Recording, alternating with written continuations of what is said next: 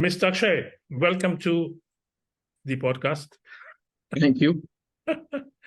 I've been looking at different names. So Mhm. for the moment, it's called Best Day of Your Life. Best day of your life. Okay. Excellent, good. So Very did few people can match your automotive passion, so it's always fun to spend some social time with you. thank you so much for that. Did you go to see the race? Oh, today's race. Oh, it's intense. Um, I mean, it's Vegas. It was more built around the entertainment and the show and glitz and glamour and less towards actual motorsports. But surprisingly, it turned out to be a good race. Yeah, It was a it was very a very impressive interesting race time. from both of them. Yeah, I agree. But there were some glitches across Friday and yesterday mainly. But as a race, I think it went well, just like any other street circuit. But it's not really a technical track, it's just their streets that they converted into a circuit. So it's very boxy. So it's just straight lines and 90-degree turns and so on. So not much to expect in terms of technical driving, but action packed. Yeah, very Yeah, intense. true. And for them to be on this track for the first time ever Yeah. and to perform that the way they did, it's quite interesting. I think Vegas is going to be on the calendar for quite some time to come. Even if this race didn't really deliver, it was going to be on the calendar anyway because it's the hype everyone wants to build around. But now that it went well, that's definitely happening. I think it's going to be around for a long time, especially with the American ownership of the sports. So I think next they are aiming to have New York as well on the calendar. I can't believe that's going to be four American races on the calendar. Something just that's just never happened in the past.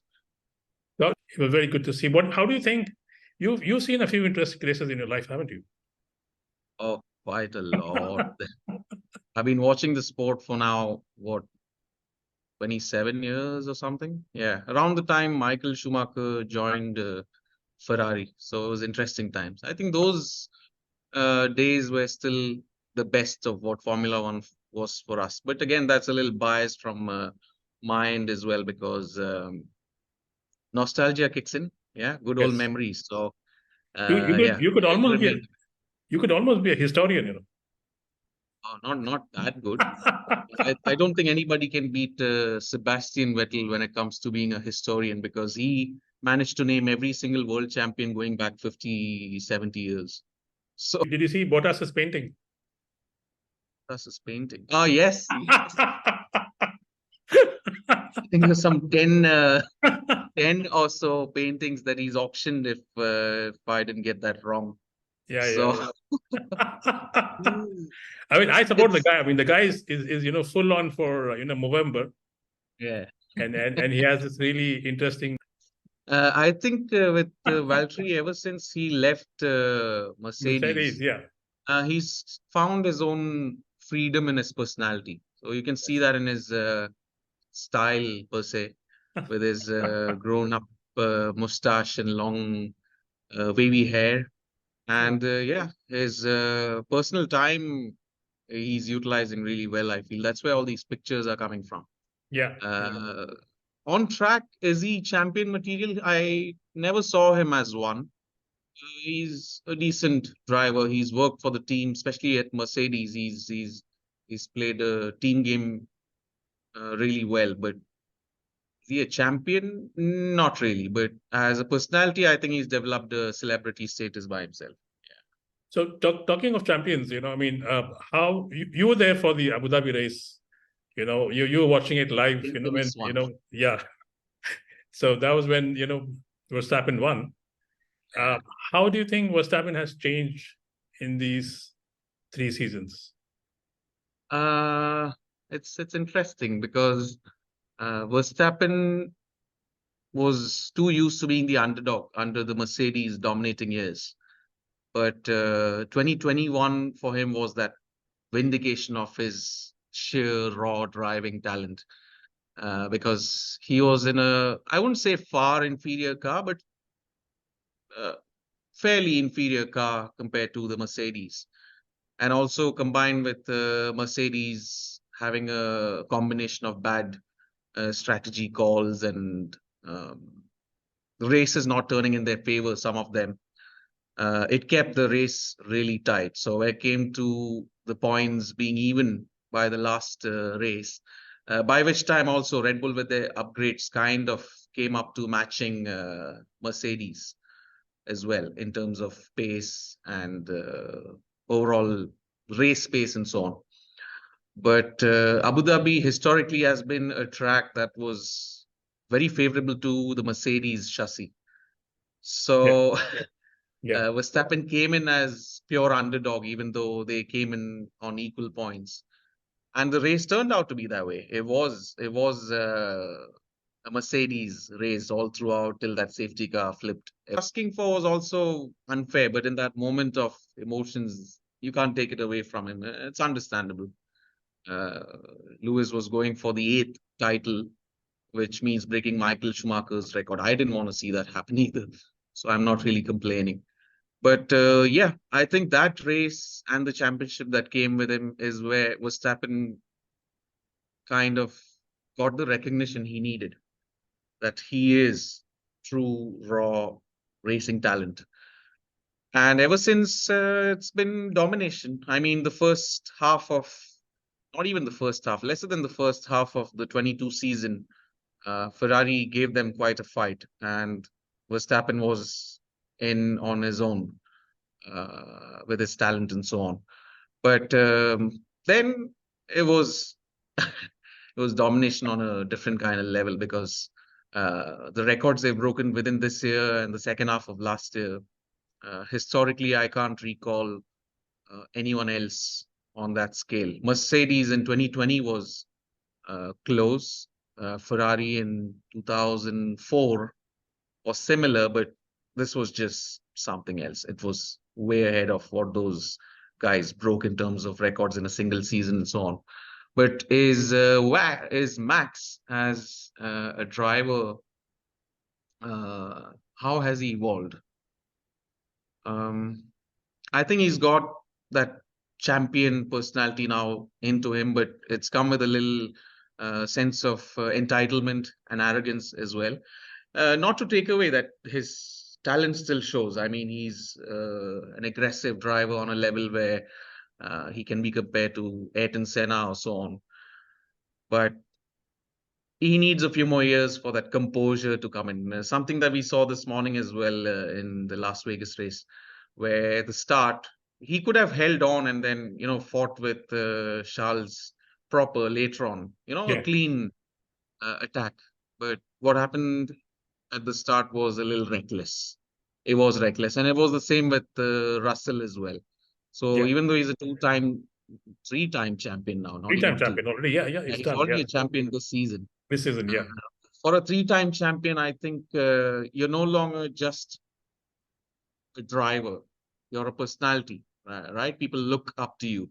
There's fan following around the world. So, in terms of setting examples, he's got a few more years to go.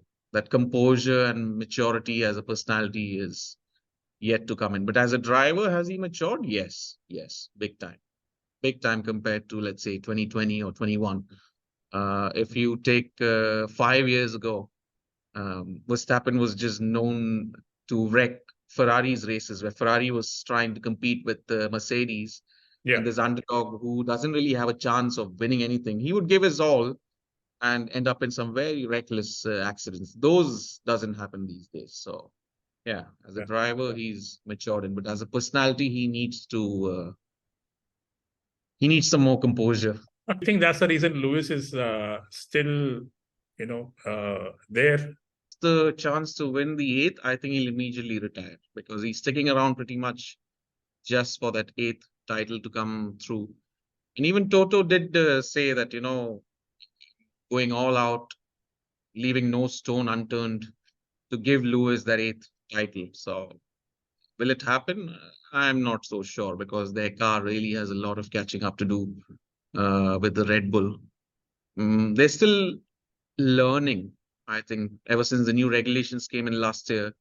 They went in a completely different direction. So that time advantage is lost. The advantage that Red Bull and somewhat what Ferrari had, Mercedes spent a lot of time stumbling around in the dark with a little torch, Yeah. trying to work certain design principles which backfired, and then you start from the scratch and so on. So, will they be able to catch up? It can be made to sound really easy that all they need to do is catch up, but people tend to forget that the teams that are ahead, they are also constantly working and Yeah. developing on their Improving. cars as well. So they Yeah. are also not stagnant at where they are just because they're performing. They haven't settled down into, oh, that's it. You don't need Yeah. to do much else with the car. So if they have a winning car for a particular season, halfway through the season, they've already settled on with that car and have started working on the next year. So Mercedes has a very uphill task in terms of catching up with Red Bull or Ferrari per I se. think I think I think even McLaren, you know, McLaren's been phenomenal. drivers to look out for in 2024. I mean, I think there are two, or of course, Yes, Tree. Leclerc is really doing well, Yeah. but I think this George Russell George Russell, yes. and And Norris. And surprisingly, PS3 has turned out to live up to his hype. yes, Last year, when the whole fiasco behind him not signing for, what was it, Alpine? I even forgot what team was trying to sign. yes, And then he yeah, went on to McLaren. There was a lot of hype around that whole fresh talent coming in.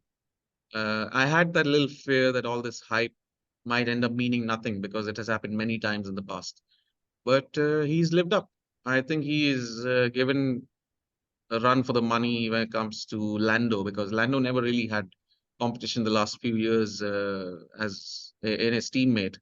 So PS3 has brought on that element as well, and he's still in his first season. So yeah. And talking of seasons, let's not forget the legendary rock star Fernando. Fernando, I feel that the current youngsters can go on and finish an entire career. They can retire, and Alonso might still be driving. Yeah, yeah, yeah, yeah. He is having the most fun out Yeah, there. true. True. That I agree. He doesn't get into any of this reckless stuff that the younger blood would get into. But it's mind-boggling to think that he's been in the sport now 23 full seasons. When he joined the sport, I was 10 years old. And I have now been growing Yeah, gray hair, so supporter across the years. Those were some very tough times. The 2010 Abu Dhabi is one of the most painful races in all-time memory, I guess, where all he had to do was get one more position and the title was his. yeah, But he was stuck behind the driver. I think it was Pastor Maldonado or one of those guys. right. And he ended up driving behind that driver the whole race. He just couldn't overtake that guy. Yeah, Very, very painful race. That's how Vettel got his first title with Red Bull, and then they had a run of 4 years. yeah, So, very painful memories back then.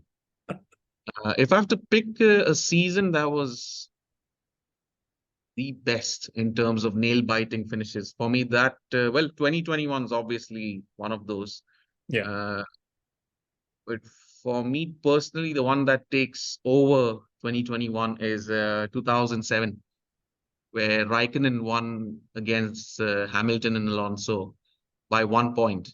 And that was Hamilton's first year, by the way. If things had to go in his favor, he would have won the championship in his first year in Formula One. yeah. That was probably the most intense season I can think of. Yeah. Good, good, good. So, changing gears. Your second passion is, uh, people training. You know that Yeah. that we've been with for so many years. I mean, did you hear that Amazon is about to start selling cars online? Yeah, I've heard about it. Well, with Amazon's car bit, I did hear. And well, automotive is going through, I'm struggling how to put it. On the technological ladder, automotive industry over the past 150 years has had this gradual growth, Yeah. which in the internet age, especially in the last 10 years, that gradual or steady growth has now become exponential, Yes. where China coming into the market with all their brands has changed the dynamic of the industry. I think that was started by Tesla. When Tesla got onto production cars, they pretty much pressured the blue chip leaders of the industry into speeding up their research into electric cars and so on. But yeah, that just opens the whole field up to anybody who wants to get into the automotive industry, has a little bit of know-how, has the capital, and can just pick up expertise from existing brands, which is happening big time right now. Up until, let's say, even 20 years ago, you wouldn't really hear of anybody taking on the giants. Yeah. Automotive was a field you can't touch. It doesn't mean that it hasn't happened in the past. Uh, I still remember, what was that? DeLorean. Yeah. DeLorean. Yes. People that have tried their versions of taking over the industry, Yeah. but Tesla has stuck on, and ever since it's just been a falling pack of dominoes, where the Chinese have entered and smaller ventures across many countries taken a vast leap in Yeah. terms of quality, design, their research, development, and so on. And the advantage they have is the government support that comes in for Chinese manufacturing helps them produce these units for much lesser Yeah. They're very cost. cost effective. So They're very yeah, cost very, effective, very, very cost effective. and yeah, they only need I think a few years to True, establish some credibility, true. in terms of the service network, because that's a big deal Yeah, when anybody's buying a car, exactly. and Yeah. and and, and they resale, value. So I think once they do that, it's a similar thing which happened with, I think, Korean cars. That was, Mm, I think, maybe 15, 20 years ago. So, true. and then now it's happening with the Chinese cars. Yeah. Yeah, I mean, even with my prediction, I think not more than year 1 or 2 years, Uh-huh. we will have people buying cars online. People anyway, I think, Already do. yeah, most buyers are anyway doing all their research online. Said that, I've never done any research. They've Right. Exactly. seen all the YouTube videos, they've seen all the Instagram reels. Yeah. They know about the models that are not even available here. True. True. I So mean, the access to information they have is just phenomenal, and all of it is free. That's what changes the yes, game. Because 10 years ago, you would have customers that walk in, and they many of them would just walk in not knowing anything about what they want to purchase. They have a budget, they have an idea or a rough idea of what kind of vehicle they are looking for. And we're not talking about the loyalists or the automotive yeah, passionate crowd, because yeah, that crowd is niche and they always remain. They know what they're buying and so on. But the general population that gets into buying a car, that access of information has changed the game. Now, pretty much everybody can be a car enthusiast by spending yeah, time on the internet. yeah. So Also, your customers, yeah, and also when they hear this information from a third party, uh, it's more yeah, genuine. true, true. So Rather than getting all their knowledge from the salesperson, yeah, uh, it's also psychological for them. Getting a third party review is unbiased, pretty much yeah, always. Not yeah, realizing that many of these major review sites get paid by the brand to give a review. yeah, Even if we keep the bias factor out, but the access to information they have or the insight they get about the car uh, puts them at an advantage. I think now it's a buyer's market when it comes to automotive, because we live in a time where there's nothing called bad brands with cars. true, Yeah, so the choices or the range of choice that customers have, even within a particular segment or a very filtered down version of their needs, they still have a lot of cars to choose from, a lot of brands to choose from. So it has become a proper buyer's market. And that's what the last 5, 6 years of change in the industry has brought on. Yeah. Yeah. How do you think, training is going to be different from now to the next, 2 to 3 years, when there's this complete shift of, buying styles and, customer perspective? How do you see the future of, customer experience uh, Mm. during a car buying process?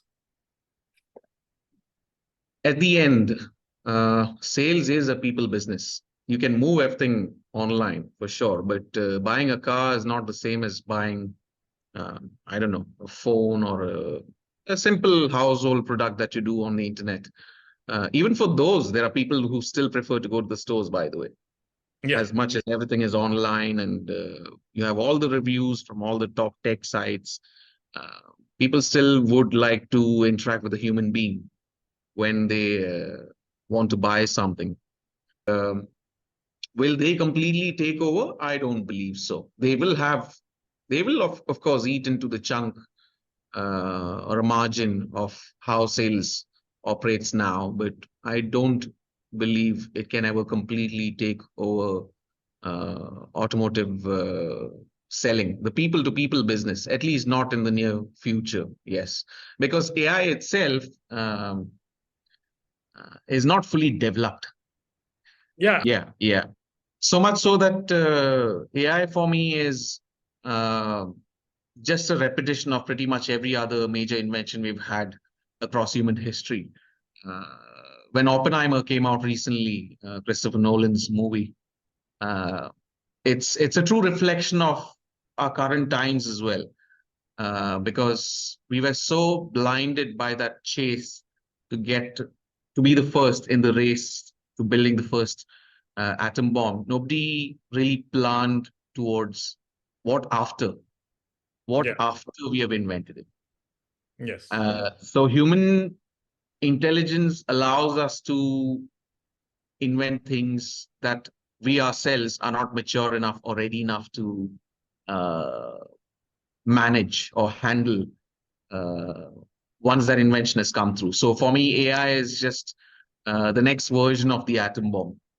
When Google came out with their first version of AI, there were many incidents. I'm sure you must have read a few of them where what was the first one I remember? Uh, where where the chat itself or the interaction between two AI bots allowed them to develop a language which the bots were able to speak to each other with, and the Yes. programmers couldn't control. That Yes. was one way of one Yeah. possibility of what lies ahead in the future. And Yeah. then I was reading this New York Times article about one of their reporters trying to play around with Chat GPT when it first came out, and it was an interesting read because the bot had uh, played mind games with him on a level where he wanted to end the reporter's marriage. The bot was trying to convince the reporter to end his marriage and change his life and so on. It was very scary. I think that differentiator is being sentient is one thing. Be it AI or a human being or any other living being that exists across the universe. Uh, Being sentient is having consciousness. Well, AI has reached a level of consciousness which has slightly started to run amok, and that's why they've toned it down and brought it down to a very assistant version. But the actual code is capable of consciousness. That's why we see these stories of them creating their own language to interact with each other and so on and so forth. But going back to automotive, will AI take over?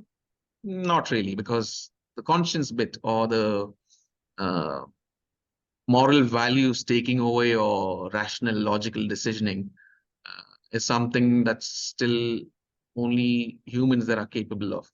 AI will reach there. It's not a question of will or if. Um, it's a question of when, and I think that when is way further down the line. Yeah. Well, the industry of training is already moving towards bite-sized learning quite a lot. So uh, most organizations, you'll see e-learning platforms and so on that they are already using. And AI can play, well, AI has already been playing an important role in creating those bite-sized content. But if I have to compare with classroom training, uh, well, we still use AI in getting information about a certain aspect where you're not spending hours researching, digging just to, get data sets and so on. That's where AI comes in and helps you pull that data set off together. But can AI design an entire course? It can, but it's not the impactful training that I'm looking for. Because for me, the flow, the structure, and the key messaging is very important when it comes to what can people take away from this training. So AI does play a part, but AI doesn't play all the parts, if that makes sense, when it Yeah, comes to training. yeah, Yeah. yeah, So, yeah. I think so. Going a little bit back, I think a few years back, there used to be something called as Yellow Pages. huh? You remember that? Yes. So, so when Google came in, it took away all the Yellow Pages business. I don't think any of the current generation knows what Yellow Pages. Notes. So, I was at a friend's place and he had a VHS tape from the 90s, and we were joking about the same thing that you show this thing to anybody from the current generation, I doubt they would know what is this black box, yeah, the yeah, VHS tape. So yeah, same goes with the Yellow Pages. True. yes. Same goes for that. So now moving to things like YouTube, Mhm. TikTok, these are the platforms for the future. Well, just as we are talking, Google has also foreseen these things. They plan ahead as well. Same goes with Meta or any of these top tech companies. That's why YouTube belongs to Google, right? Yes, So, yes, and I wouldn't name a list of platforms that'll be the future because, if anything, the last 20 years has taught us is evolution is now exponential, and that goes for the top platforms on the internet as well. So I've stopped betting on these things. I don't know 5 years down the line if no, the next 5 years is easy. It's the current running platforms that garner maximum reach that you could have because like you said billboards and newspaper advertisements even though they exist but they have become kind of redundant now, and the key difference here is targeted audience. You could target your audience based on your product or usage or internet usage and so on, because these platforms have access to people's internet usage, which allows them to build a profile of what kind of personality you are, your likes, dislikes, interests, yeah, and so on. Now they have access to so much data about you as a person around these whole cookies, but uh, yes, that they're not only looking at what your internet activities, they are trying to figure out instead of trying to figure out what are you thinking, they're trying to figure out how you are thinking. Yeah, and that's where this whole data set comes into picture, and that allows targeted audience to be a game changer when it comes to advertisement or exposure in terms of your brand online. So, well, the platforms that you listed pretty much is the game for the next 5 years at least. Um, Instagram was a photography platform 10 or so years ago when it came out. But now, over the last at least 3, 4 years, I think ever since, is it Meta who took over Instagram? Based on keeping people active on those platforms. So the content is designed around the stuff that your mind wants to see rather than based on your past activity alone. Yeah, yes, it's also trying to evolve its algorithm around how humans evolve. It's mind-boggling and very complex when you think about it. So that kind of uh, targeted audience bit of the algorithm allows these brands to really pinpoint a person in the crowd that will go and buy out my product.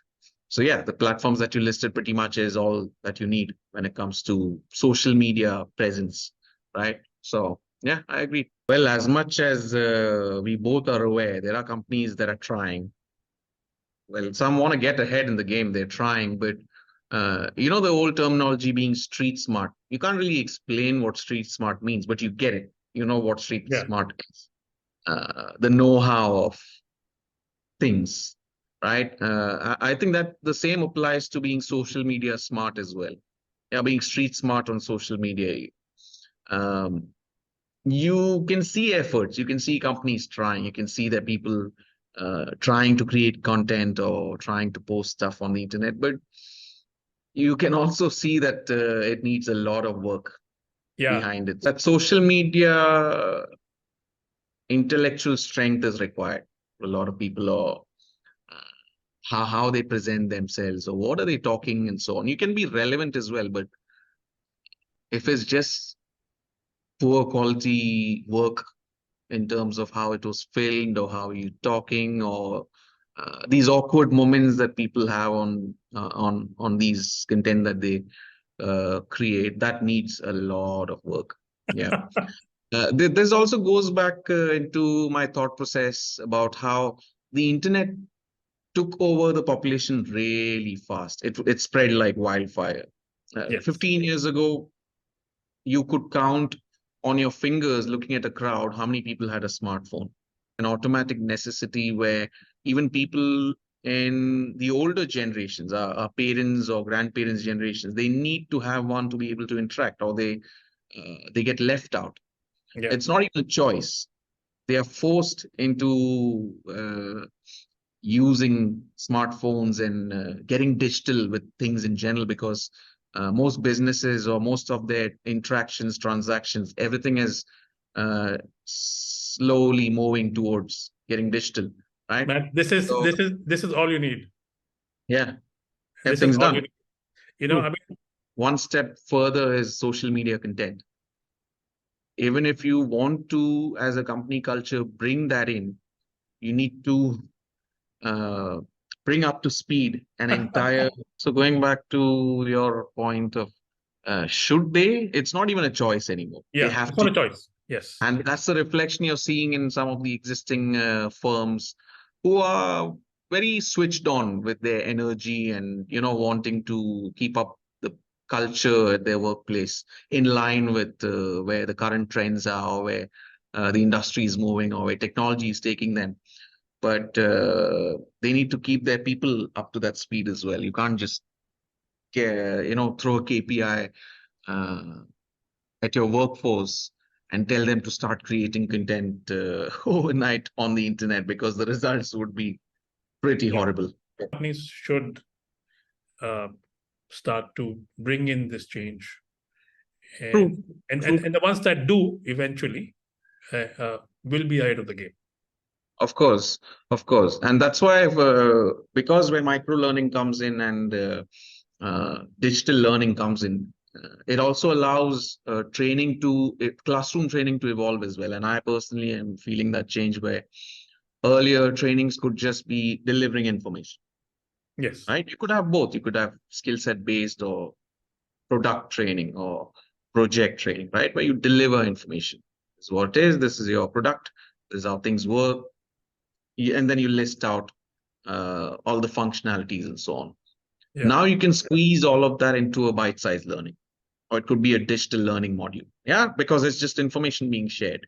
So Yes. classroom training has to evolve to a level where uh, even around the information that's being provided about a particular product, you need to build a sales pitch, right? You need to give your sales team a kickstart as to how to approach this product or how to bring it to your audience and so on. So that's where classroom training has to remain relevant, Yeah. and that's where you have to give them the meat with the information. Just the information is not enough. Uh, Enough action, right? So you bring in the action in classroom training. Yeah. What to do with that information, or how to play around with that information, Yeah. or how to portray it to an audience, or when your audience changes, how do you improvise and so on. So that level of skill set upgrade is where I think classroom training plays a huge part. And I'm happy that is happening because um, earlier it would be a choice, right? Based on the Yeah. training culture you would have in your firm. Some training cultures would just be about delivering information. Some would Yes. like to make training relevant or impactful. So they would always be doing that. But going forward, it won't remain a choice. If you want to do classroom training, because you're taking people out of their schedules, they have to travel to your training facility or so on. Time is just becoming more and more valuable, right? Even more so in the bite-sized learning environment that we live in. People would question if it's just information, why do we need to attend a training? Just share it online. And Yeah. training creation has to go on a level where you are providing them the meat behind that information. It has to be impactful. It's not a choice anymore. Yeah. Yeah. And I think that's where the conscious change has to happen. Mhm. I recently did a very interesting exercise. Uh-huh. I went on my YouTube channel, and I went to subscriptions. Mhm. I've had this, I've had a YouTube account, I think, for the past 10 years. And, Mhm. and, and over the 10 years, is you collect a lot of unwanted subscriptions. Uh, Of course, so, and because over 10 years, you also have changed as a person. or Correct. And this will my change in the state of next mind five is, years again. yeah, 100%. I think everybody should do that. So I've 80% of those channels are gone. Wow, that speaks a lot in how much we evolve Yeah, in a 10-year span. it was a great change. Yeah, yeah. I completely agree because if you remember my journey with filming uh, Yes. automotive videos, all it took was that start. If we had not started then, we wouldn't have reached where we had reached by the end of it. Yeah, Final videos that we made. You can't compare that to what we had made in the beginning. Like now we cringe when we look at the original videos that we used to make.